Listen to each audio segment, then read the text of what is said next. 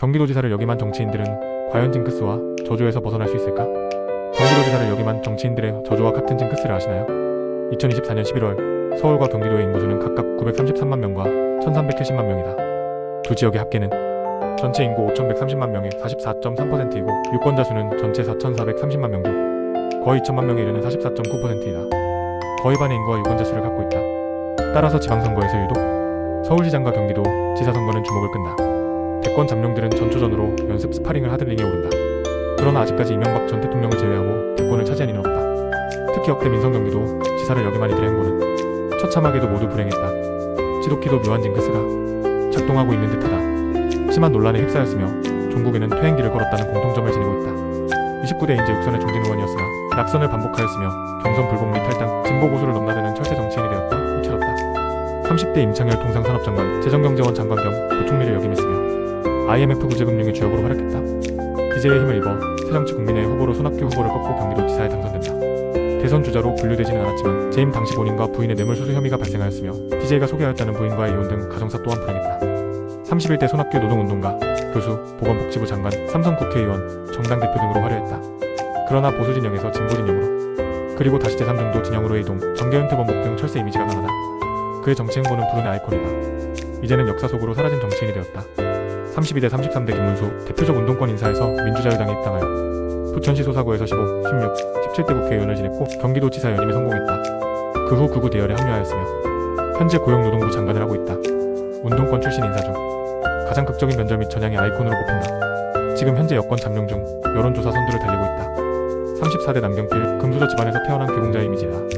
5선 국회의원이었으며 원희룡과 더불어 미래보수 진영을 이끌어갈 지도자로 꼽혔었다. 그러나 경기도지사 시절 아들의 군대 폭행, 성추행, 그리고 마약 투여 등으로 정치적 행보에 커다란 타격을 입는다. 이재명 후보에게 패배하였으며 지사직 도중 이용과 재혼을 한다. 정계에서 은퇴했다. 35대 이재명, 성남시 19대, 20대 시장을 지냈으며 2017년 19대 민주당 대선 경선 후보로 출마하여 3위로 탈락하였다. 해경군 김씨, 형의 강제 입원, 형수와의 막말 전화통화, 음주운전, 김부성과의 불륜 스캔들, 조직폭력배 유착 의혹 등 다양한 논란의 주인공이다. 성남시장 재직 시절에는 모라토리엄 선언, 청년수당 등 창의적인 행정 실무 능력을 발휘하였다. 더불어민주당 대표이며 2024년 총선 대승을 이루었으며 탄핵 시국을 이끌고 있으며 가장 유력한 차기 대통령 후보이다.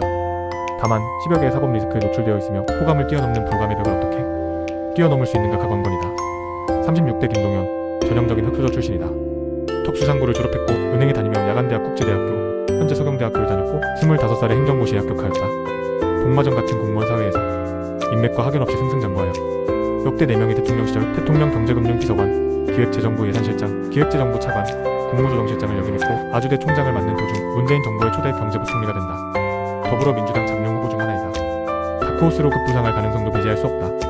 당과 정치판의 기반이 전무하다는 것이 가장 커다란 양점이다. 그러나 가장 중립적인 중도 진보 인사로 플랜 B로서 대항마로 부상할 가능성도 크다. 대통령 탄핵으로 장미 대선이 열리게 되었다. 가장 유리한 위치를 점하고 있는 이재명은 과연 대권의 꿈을 이룰 수 있을까? 후견 지명 또는 사후 확증 편향이 근거이지만 역대 경기도 지사들의 묘한 징크스, 아니 저주를 무시하지 못하기 때문이다. 우연으로 치부하기에는 너무나도 필연적인 우연이었다. 이재명은 어쩌면 죽 서석해주는 꼴이 날 수도 있다. 어부지리로 대권을 획득하기가 추연할 수도 있지 않을까? 이재명은 이재명만은 절대로 안 된다는 짙은 불호감의 늪에서 벗어나지 못할 가능성도 있다. 지난 대선 때에도 충분히 승리할 수 있는 환경은 조성되었지만 당이 아닌 개인적 불호감과 부정적 이미지가 실패 요인 중 하나로 꼽힌다. 이재명은 아직도 거치지 않은 짙은 안개 속에서 길을 찾아 나아갈 수 있을까? 경기도지사의 저주와 징크스는 되풀이 될 것인가? 좀 더 지켜보자. 유익하셨나요? 그러셨다면 구독과 좋아요 설정, 더 좋은 콘텐츠로 만나 뵙겠습니다. 바른 마음이었습니다.